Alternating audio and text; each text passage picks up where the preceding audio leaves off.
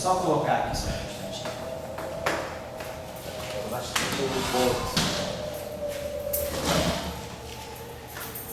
Nas coordenadas, quando eu só para retomar aqui um instantinho, quando nós escrevemos, estava pagando a derivada covariante, a nova derivada, então, do Q1, né? Derivada temporal, DDT do Q1, então ela é a derivada temporal normal, que é o Q ponto, que mede a energia, o aspecto cinético dela, e aqui nós tínhamos colocado mais I sobre 2, isso aqui. Então vocês estão vendo o seguinte, quando eu colocar isso lá naquele Lagrangiano, pegar DDT do Q1 e elevar, tirar o complexo conjugado disso, então quando eu tirar o DDT do Q1 estar, né, vai ficar Q1 ponto estar menos I sobre 2, isso mais isso, Q1 estar, isso mais I Q2 estar, A4 mais I assim, Q3 estar. E vou multiplicar por isso, vou fazer essa operação aqui, por exemplo. Que é a mesma depois que eu vou fazer aqui e aqui. Vocês observam que todos esses termos, quando eu multiplicar esses, no fundo eu vou estar elevando DDT do Q1 ao quadrado, eu vou ter sempre o Q1 ponto, isso aqui não vai subir. Mas eu não tenho nenhum termo em que tenha derivada temporal dos A's. Essas novas 8 coordenadas que foram introduzidas, elas não vão aparecer no Lagrangiano com nenhum termo de derivada temporal, ou seja, eu não introduzi nenhum termo cinético para elas. Eu estou dizendo, essas coordenadas, elas não têm energia cinética associadas a elas. O Q1 tem, ó, Q1 ponto. Então eu estou pegando a variação do Q1 no tempo. Tem uma velocidade associada à coordenada Q1. Mas não tem uma velocidade associada nem a 3, nem a 1, a 2, a 3, a 4, a 5, a 6, a 7, a 8. Não tem. Tem uma coordenada associada a ele. Então, a gente está vendo que, no momento ainda, as novas coordenadas que foram introduzidas, elas não têm caráter dinâmico. Por quê? Em nenhum momento elas vão aparecer com uma derivada temporal em cima delas. Então, vamos colocar aqui as 8 coordenadas, quer dizer, o A1, então os A's, né? Então, os A's de T, né? Não adquirem, vamos dizer assim, vamos dizer, dinâmica. Dinâmica no sentido que ela tem interação, mas ela não tem termo, não adquire termo cinético, não tem termo de velocidade, né? Não adquire termo cinético no Lagrangiano L anterior. O Lagrangiano L anterior é aquele que está grafado ali.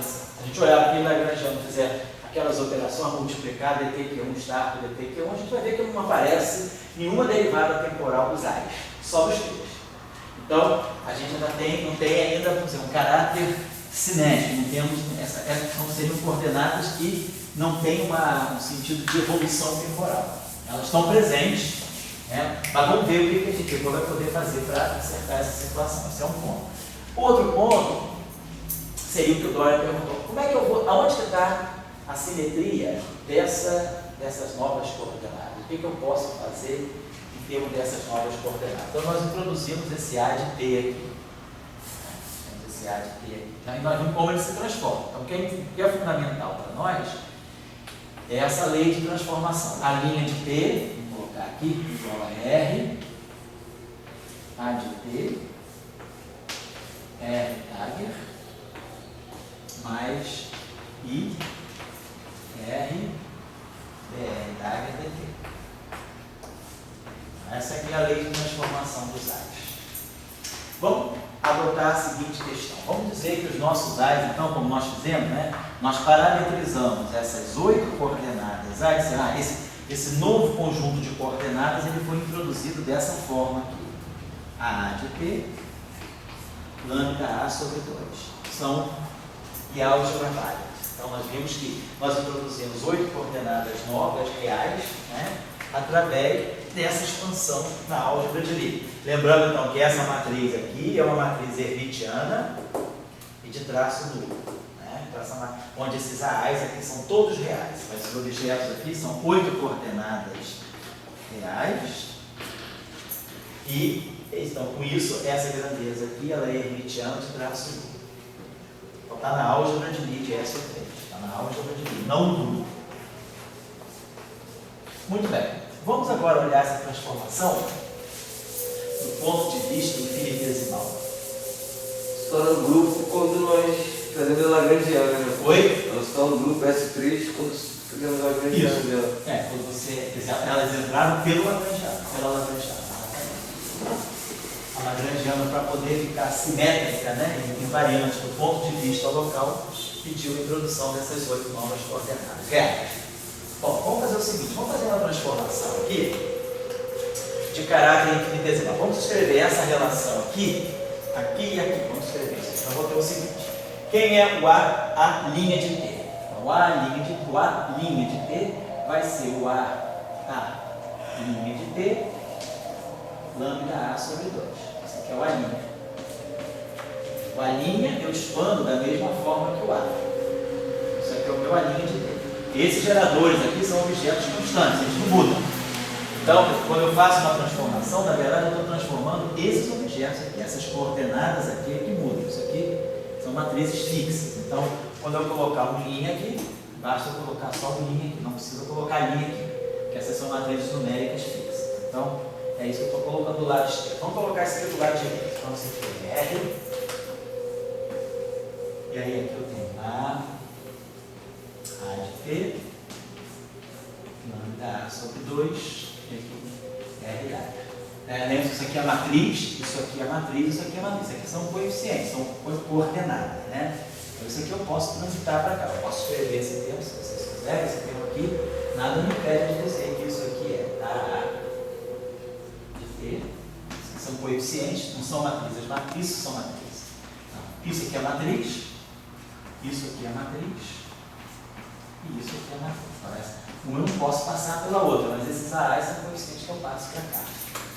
E aqui nós vamos ter mais I, R, DR, DT aqui. Então vamos lá. Vamos fazer o que agora? Vamos substituir. Então tem essa transformação. Vamos substituir agora os R's aqui. Vou pegar essa relação aqui, vou colocar quem são os R's. Então vamos manter esse AA aqui. E aí quem é essa matriz R? Essa matriz R, se quiser eu posso colocar esse meio aqui. Fator numérico, posso trazer esse meio para cá para frente. Vou fazer isso. Essas matrizes aqui eu sei quem são. Exponencial de I sobre 2, ômega B de T, claro, né? Eu estou colocando ômega B de T, lambda B. Aqui eu tenho as matrizes de lambda A. E aqui eu vou ter exponencial de menos I sobre 2, ômega C, lambda C. Observe que eu tenho que cuidar, quando está tudo a mesma expressão, como eu já tenho A comprometido com A, eu agora quando eu introduzir essa combinação não posso colocar AA aqui, tenho que colocar BB. E aqui quando eu introduzir também não posso colocar BB, tenho que colocar CC. Então todas as letrinhas, todos os índices são diferentes. E aí aqui vamos fazer a mesma coisa. Vamos introduzir aqui, isso aqui é I. Se vocês se lembrarem, nós já tínhamos calculado isso aqui há uns momentos precedentes. Você lembra quando a gente calculou isso aqui? De qualquer maneira, vamos colocar isso aqui. Isso aqui é exponencial de I, lambda A sobre 2, ddt, exponencial de menos I sobre 2, vamos pegar sobre 2 aqui, ômega B, lambda. Então tem esses três termos independentes. Vamos fazer o seguinte, vamos dizer que nós estamos fazendo uma transformação. Quem é a transformação? A transformação é R. E a transformação R ela depende de ômega dessa forma. Vamos supor que nós estejamos fazendo uma transformação infinitesimal. Transformação muito pequenininha. Transformação infinitesimal significa que todos os parâmetros são muito pequenos. São muito menores do que 1. Então, parâmetros é uma transformação microscópica, que a gente esteja fazendo pequenininha, infinitesimal. Então, para fazer uma transformação infinitesimal, eu posso pegar essa exponencial e trabalhar só em primeira ordem. Então, esse exponencial aqui vai ser 1 mais I sobre 2 ômega B, lambda B. Para em primeira ordem. Vou justificar a minha aproximação infinitesimal dizendo que todas essas exponenciais podem ser expandidas em primeira ordem. Vou estar sempre abandonando termos de ordem ômega 2. Vamos abandonar termos de ordem ômega 2. No fundo, a gente quer ver a transformação infinitesimal que o A sofre. Então, por isso eu vou pegar essa transformação em caráter infinitesimal. Bom, aqui, então, quando eu expandir isso aqui, esse termo aqui vai ficar. Eu vou fazer meio rapidamente, porque isso aqui é um cálculo simples. Ó. Isso aqui é identidade mais I sobre 2 ômega B lambda B. Aqui é lambda A. E essa exponencial aqui é 1 menos I sobre 2 ômega C lambda C. É o que ficou aqui. Primeira ordem em lambda. Então, esse termo aqui, ó, 1 vezes lambda A vezes 1 da lambda A. Primeira ordem em ômega. Vou pegar esse termo vezes esse vezes esse. Vai ficar menos I sobre 2 ômega C lambda A lambda C. É isso vezes isso vezes isso. Agora eu posso ter esse vezes 1. Vai ficar mais I sobre 2 ômega B lambda C lambda B lambda A. E aí depois teria esse termo, esse vezes esse. Mas esse já é ordem lambda ômega 2. Então eu estou abandonando, quero trabalhar em primeira ordem. Então, como esse aqui é C e B, esse BB é saturado aqui, aqui é CC, eu posso botar BB, porque não está na mesma expressão. Então eu boto B aqui, eu boto B. E aí esse termo aqui, ó, está claro para nós que isso aqui está dando. Eu posso botar o I sobre 2 ômega B em evidência, aí fica o comutador. Então esse termo aqui, isso tudo que está aqui, eu vou apagar isso aqui. Isso tudo que está dando aqui está me dando lambda A menos I sobre 2 ômega B, comutador de lambda A com lambda B. Aqui o ômega B em evidência, o menos em evidência, a lambda A, lambda B, menos lambda B, lambda A, comutador. Mas nós sabemos pela aula da Rodri que isso aqui é 2 vezes FABC lambda C. Então, esse termo aqui, ó, 2 cancela com 2. Fica menos I. Ômega B, FABC, ômega B, lambda C. Menos I, FABC, ômega B, lambda C. Nós fizemos o seguinte, nós mostramos que esse termo aqui, nós calculamos essa quantidade aqui, essa quantidade deu isso aqui. Então, vou apagar. Essa grandeza aqui deu lambda A menos I, FABC, ômega B, lambda C.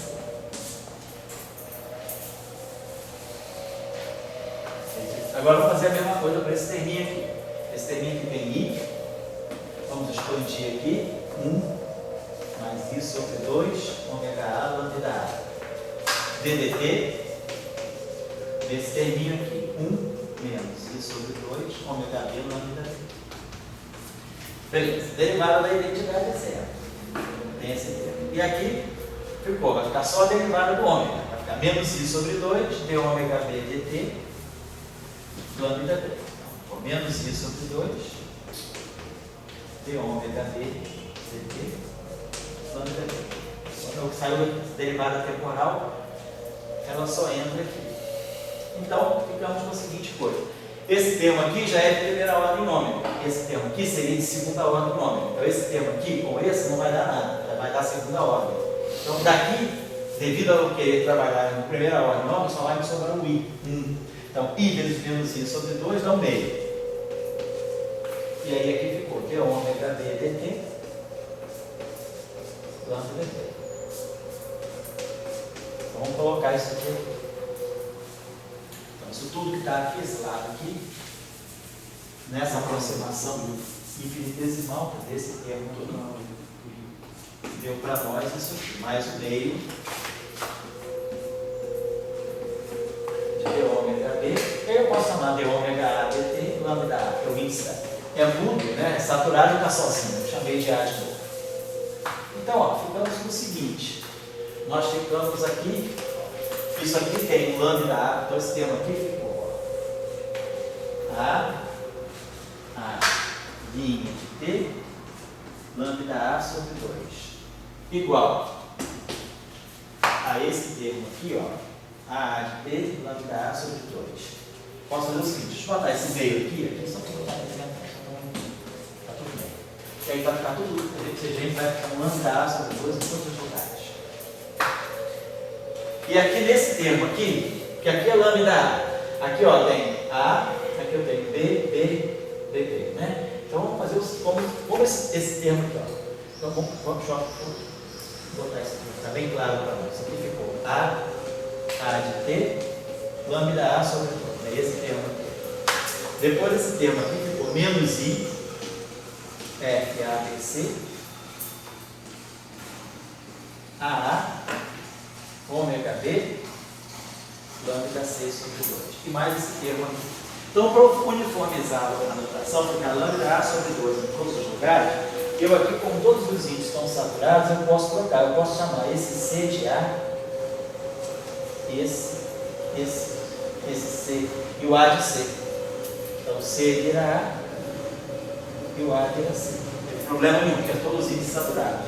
Então, ó, tem lambda A sobre 2 aqui, lambda A sobre 2 aqui, lambda A sobre 2 aqui, lambda A sobre 2 aqui, porque são todas matrizes geradoras de S3. As matrizes geradoras são elementos independentes de base. Então, quando eu tenho uma relação com vetores de base ou com matrizes de base que são linearmente independentes, eu posso cancelar tudo e deixar a relação só entre os coeficientes. Falo da independência linear dos geradores. Tá. Deixa eu tirar uma dúvida aqui para você ver. Aquele AC ali, ele foi a multiplicação que o senhor fez. Foi, são 15 vezes isso. Mas o senhor pode trocar só aquele sem trocar o primeiro? Não, o primeiro, não, porque esse aqui ficou isso aqui, porque são termos independentes. Já tem isso, mas esses não são termos independentes, pode. E o T não precisa colocar ali também não? Aqui não, porque na verdade tem T aqui, né? Não era no ômega não, no A mesmo, ali embaixo, no AC. Ah, tem, claro. Eu não coloquei. Quer dizer, era uma A de T que virou AC de T. Tá. Às vezes eu tiro a dependência temporal, mas tudo agora, todo lugar que você está trabalhando tem uma A de T. Então esse termo aqui saiu. Esse termo aqui saiu. Então vamos escrever isso aqui da seguinte maneira. AA T menos I F C BA AC ômega só ação para cá de novo. Agora de novo, para poder posso botar esse A aqui na frente, ó. Que a constante de estrutura é completamente incidente. Eu trago o A para cada um sinal menos, trago o A para cada outro sinal menos. Então fica ACB, sem trocar o sinal. E aí, se quiser, eu posso botar esse C com esse B, eu posso trocar B com C. Vou dar um sinal mais. E aí que eu posso botar? Posso botar ômega B na frente do AC, tanto faz, ômega B e AC. Então a gente viu que a lei de transformação é essa aqui. A linha do A de T, ele sofre essa transformação infinitesimal, mais esse delta A de T. Quem é o delta A de T? O delta é isso aqui, ó. O delta A de T, isso aqui, é. Opa, aqui tinha um I. Aqui tinha um I, não tá? Esse é o delta A de T, é isso aqui. I. Peraí, só um instantinho. Quando eu produzi um gerador, eu produzi um I. Desculpa, então esse I aqui fica menos 1. Eu esqueci de colocar o I do gerador. O gerador lambda A, lambda B é 2I F ABC lambda C. Então eu tinha esquecido do I que vai multiplicar esse I, dá menos 1. Então tá aqui. Então isso aqui é menos F ABC ômega B A C mais de ômega D. Então isso aqui é a lei de transformação. Posso apagar agora isso aqui.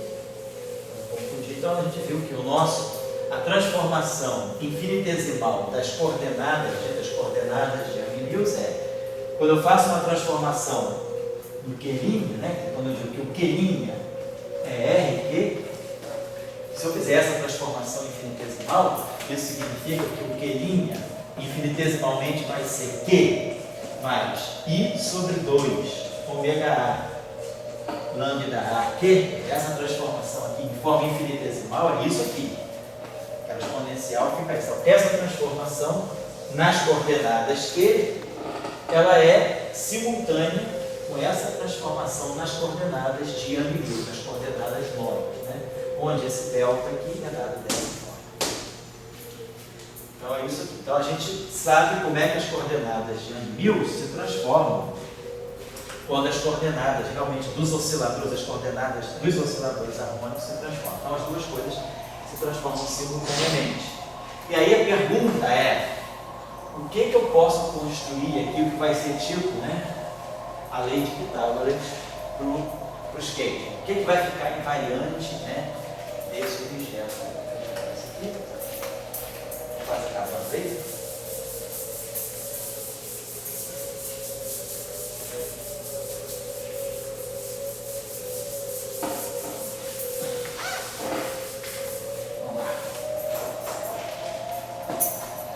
Então, ficamos com isso aqui. Vamos ver. A variação, quer dizer, a transformada infinitesimal, a transformação infinitesimal das coordenadas Q é isso, I sobre 2, os ômega A de T, lambda A, as matrizes de lambda A e lambda Q. E a transformação dos AAs de T é menos, né, F ABC. Constantes de estrutura de SO3, né? ABC, ômega B, ACT, AF, de ômega A, DT. Basicamente é isso que eu posso fazer. Então vocês estão observando o seguinte, esse termo aqui, que tem as derivadas dos parâmetros, ele aparece na transformação dos A's, mas não aparece na transformação do Q. A transformação do Q, ela tem direto ômega. Ela não tem nenhum termo, assim, tipo inhomogêneo, um termo extra. Ela tem só um termo que é linear no parâmetro e linear no campo. É linear no parâmetro e linear na coordenada. Linear no parâmetro e linear na coordenada de Young-Mills. Esse termo aqui é extra. É um termo que ele só depende da derivada do parâmetro. Se o parâmetro for constante, esse termo não dá. Agora, vamos imaginar então aonde é que estaria a simetria. Se, só para a gente pensar aqui, se os ômega A são constantes, tomar essa. Se os ômega A são constantes, aquele termo não tem.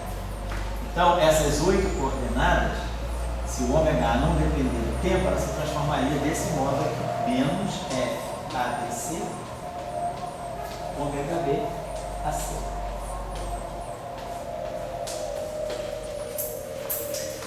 É uma transformação, num caso muito particular, dos ômega A's não serem constantes.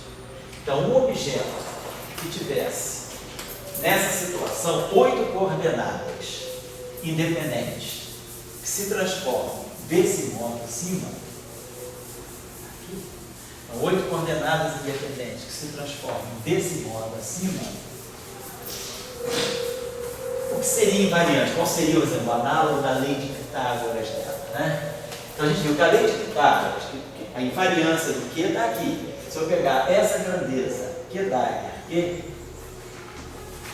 e tirar aquela transformação, né? Se eu fizer isso aqui, se eu tiver o objeto dessa grandeza aqui, nós sabemos quem é. É a soma dos QI, módulo de Q1 ao quadrado, mais módulo de Q2 ao quadrado, mais módulo de Q3 ao quadrado. É isso aqui.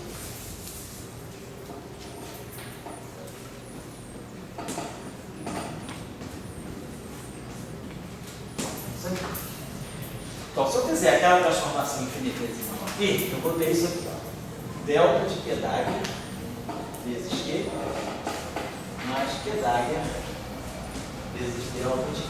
Calculando essa variação. Vamos substituir aquela transformação. Quem é o delta de Q dagger? Quando eu tirar o dagger dessa relação, a relação é uma relação matricial. Menos I sobre 2. Os parâmetros ômega são reais, então eu não preciso pegar o complexo conjugado deles. E aí vai ficar assim, Q dagger e os lambdas são hermitianos. Então isso não precisa. Vezes Q. E o segundo termo, mais Q dagger. Mas quem é o delta aqui? delta aqui está lá, I sobre 2, ômega A, lambda A aqui. Então, isso aqui pode sair para cá. Isso aqui são números. Então, eu posso colocar aqui mais I sobre 2, ômega A. Então, olha só, esse termo é igual a aqui. Então, de fato, isso aqui é zero. Então, beleza. Esse termo aqui, que é tipo, o que o Dória chama de uma lei de Pitágoras para as coordenadas, ele é invariante por essa transformação S sobre 3. Agora a gente pergunta, qual seria o análogo dos A's? Então, eu vou construir essa grandeza aqui. Vamos construir essa grandeza. AA vezes AA. Essa grandeza aqui nada mais é do que A1 ao quadrado mais A2 ao quadrado mais A8 ao quadrado. Ou seja, isso aqui é o AI, né? Quer dizer, essa é a soma disso, é como se fosse o módulo dessa coordenada, né? É um conjunto de 8 coordenadas. É como se fosse o módulo desse vetor com 8 componentes ao quadrado. Porque sempre seria, né? A gente poderia pensar como se fosse um A escalar A. Mas pensando que esse A é um conjunto de 8 coordenadas. Ou seja, isso aí deixa de ser uma lei de Pitágoras para essas 8 coordenadas. Vamos fazer a transformação disso. Então isso aqui vai ficar delta AA vezes AA mais AA delta AA. Certo? Delta A, mas isso aqui é 2 vezes AA delta de A. Os dois termos são iguais. Né? Então vamos botar aqui que é a transformação. Vou botar 2 vezes A. Quem é o delta A? Nessa situação de ômega constante. É menos FABC. Vai aparecer aqui menos 2, vai aparecer FABC. Ômega D AC. Simplesmente substituir. Vamos só colocar esse cara junto com esse. Botar esse A junto com esse AC. Botar esse A aqui na frente. Beleza. Olha só. E vamos fazer o seguinte: vamos botar esse B. Eu posso trocar esse B com esse C. Um problema. Então, BC. CB com sinal mais. Então, olha só. Essa grandeza, nós já conhecemos esse tipo de argumento. Essa grandeza aqui é antissimétrica em AC. Aqui essa grandeza é simétrica em AC. Se eu trocar A com C e C com A, isso aqui não muda. Mas se eu trocar A com C, isso aqui muda de sinal. Então a gente já sabe que é quando a gente contrai um tensor antissimétrico com um tensor simétrico, a contração é sempre zero. Então isso aqui é zero. Por quê? Porque isso aqui é simétrico. Isso aqui é antissimétrico.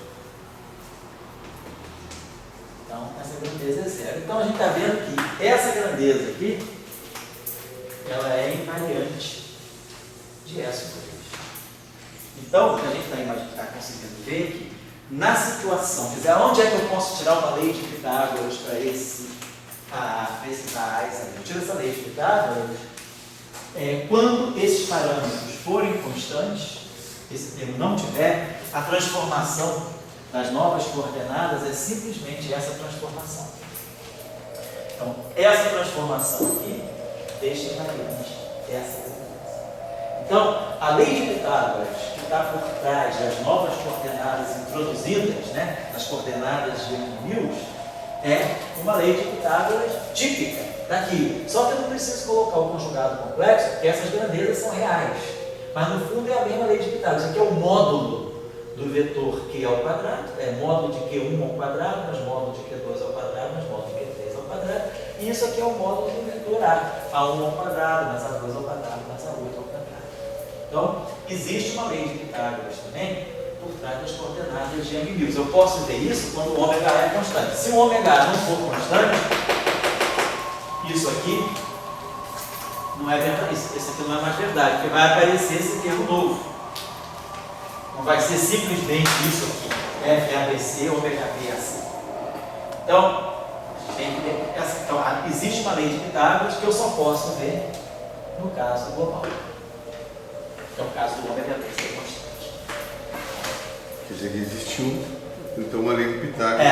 para as coordenadas de Young-Mills. Agora, o que acontece quando é que o AA você colocou sempre quando a simetria era local, né? Isso. Então, quer dizer... Mas o que a gente identificou foi o seguinte, como o AA ele tem 8 componentes e ele é da forma Lial, ele está na álgebra de Lie. Nós já aprendemos aqui da teoria de grupos, o que está na álgebra de Lie está na representação adjunta. Então, as 8 coordenadas de Young-Mills, né, ela é expandida em termos de geradores de S3. Então, na verdade, quando eu digo que esse A de T pertence à álgebra de Lie de S3, eu estou dizendo que ele, na verdade, pertence à representação adjunta de S3. Nós já conhecemos quem é a representação de adjunta de S3 em termos de Young e Tabor. É essa representação aqui. É a representação 8-dimensional. Então, as coordenadas de Young-Mills, elas estão na representação adjunta de S3. Elas estão na representação 8-dimensional. E, na representação adjunta, essa grandeza aqui, seja ômega dependente de T ou não, a representação adjunta é caracterizada por essa lei de Pitágoras. Na representação adjunta, a lei de Pitágoras é a primeira coordenada ao quadrado, mais segunda coordenada ao quadrado, mais oitava coordenada ao quadrado. Então é porque eu cacei essa lei de Pitágoras pela coordenada de Young-Mills, que tem esse termo aqui. Mas mesmo que a simetria não fosse global, não fosse local, mesmo que a simetria ficasse só global, a gente sabe que na representação adjunta, e a gente viu o seguinte, a coordenada de Young-Mills, ela vai para a representação adjunta, ela está nessa representação aqui. Mas essa representação aqui é caracterizada por essa lei de Pitágoras. Então é essa que é a argumentação que a gente está usando. Isso eu entendo, mas daí vem uma linhagem de teoria de grupo, né? É. Agora, quando você diz, bom, agora eu vou... Esse A está existindo para interagir com o Q pequeno, e esse aqui é global, daí não, né? Esse A interagindo com o Q, tá? Ele está interagindo com o Q, mas esse A que está na representação adjunta, isso, está interagindo com aquele Q. Está interagindo com o Q. Só que ele é um A que caracteriza, ele está na representação da adjunta, é ele ter essa parte da transformação. Isso aqui já caracteriza que ele está na representação adjunta. Essa parte aqui não tira ele da representação adjunta. Diz apenas que ele está na representação adjunta de um grupo de Gauge com parâmetros independentes do tempo. Esse termo aqui me diz, isso aqui é a representação adjunta local. Então, o fato dele estar na representação adjunta já me dá para ele uma lei de Pitágoras, independentemente se a transformação é local ou global. Eu entendo que a lei de Pitágoras dá quantos tem de ômega dt? Isso. Zero. Mesmo que não seja. Hein? Mesmo que não seja. Na representação adjunta, você não precisa, porque na verdade quem fica na representação adjunta não é só a coordenada de Young-Mills. Você pode colocar qualquer coisa na representação adjunta. Se o que tiver na representação adjunta for a coordenada ou o campo de Young-Mills, ele tem esse termo extra. Mas eu poderia dizer, vou para a representação adjunta e tem um campo lá que não está na representação. Nós fizemos um exercício aqui anterior, 2 aulas atrás, a gente tinha introduzido um termo que era alguma coisa do tipo Q Dagger NP. E a gente via que esse cara estava na representação adjunta. Então, um cara que está na representação adjunta, um cara geral, que está na representação adjunta, a lei de transformação dele é essa. Isso aqui caracteriza a representação adjunta de S3. É isso aqui. Qualquer objeto dessa representação se transforma desse modo. Se esse objeto que está nessa representação for especificamente um campo de Young-Mills, uma coordenada de Young-Mills, ele vai ganhar esse termo novo. Esse termo aqui está apenas dizendo, esse objeto que está na representação adjunta, que caracteriza a representação adjunta, é esse padrão de transformação. Se o objeto está na representação adjunta, suponhamos que eu tenho um objeto qualquer, um objeto quadradinho. Se esse objeto aqui está na representação adjunta, o delta dele vai ser menos F, ABC, ômega B vezes Z. Isso aqui é o que caracteriza qualquer objeto que está na representação adjunta, é essa lei de transformação. Agora, se esse objeto, por acaso, for uma coordenada de Young-Mills, ele ganha esse termo extra. Então, o que eu estou dizendo é, o que é importante é a representação adjunta, não é seu campo de Young-Mills. Então, qualquer objeto que está na representação adjunta, eu posso formar uma lei de Pitágoras para ele, que é a soma dos quadrados das suas 8 componentes. Isso já me categoriza que eu tenho uma... O que é importante é eu ter uma lei de Pitágoras para a representação de junta, não para o campo de Young-Mills. Porque o campo de Young-Mills é apenas um possível habitante da representação de junta, mas eu posso colocar outras coisas na representação de junta. Então, o que é fundamental é caracterizar a representação de junta, que é isso que caracteriza. E isso aqui me diz que a soma dos quadrados é constante, em variante. Se essa representação, o campo, aquele termo que caracteriza o campo, não significa... Então, se eu não colocar esse termo, significa que eu tenho um objeto qualquer da representação de junta, que não necessariamente é um campo de Young-Mills. O que distingue o campo de Young-Mills é esse pedaço. Assim, o que diz que o campo de Young-Mills, ele depende da representação de junta. Depende, tem 8 componentes. Então, isso aqui que é fundamental. Se eu colocar só isso aqui não é um campo de Young-Mills. Agora, se eu colocar isso aqui, eu já digo, está na representação de junta. E a mais é um campo de Young-Mills. Essa que é a coisa.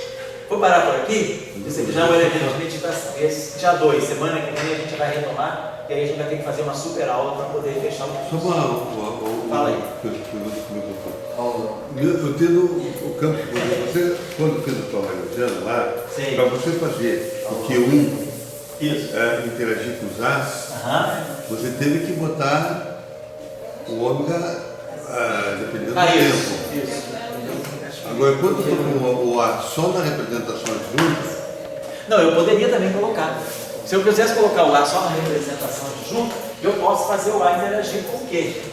A gente já tinha feito isso no exercício. Se eu pegar essa grandeza aqui, Q dada, A na representação de junta, Q, entendi. isso aqui me dá uma interação da representação de junta com triplete. Entendi. Tá? Então, Quer dizer, você pode então, se você botar o ômega, não tem lei de Pitágoras. Isso, o ômega não.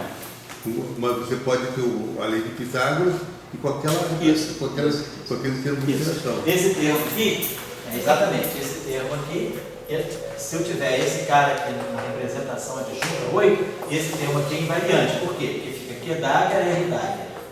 Esse cara aqui é R, tá? R dagger. E esse cara aqui é RT. Então, os R se cancelam e isso aqui é invariante. Então você poderia manter aquele M de T, a lagrangiana tua, você poderia fazer aquela lagrangiana? Traço de M com isso. M de T de T, isso. Mais o K, e mais esse termo. E mais esse termo aqui é invariante. E o DT lá varia só um A na representação de junta. Só uma da representação de junta com ele quando é campo de Young-Mills, exatamente. Então eu tenho uma lei de Pitágoras para representação de junta. Bom, pessoal, vocês tinham me dado as dificuldades das carteirinhas, gente? Sim. É que eu tenho que pegar.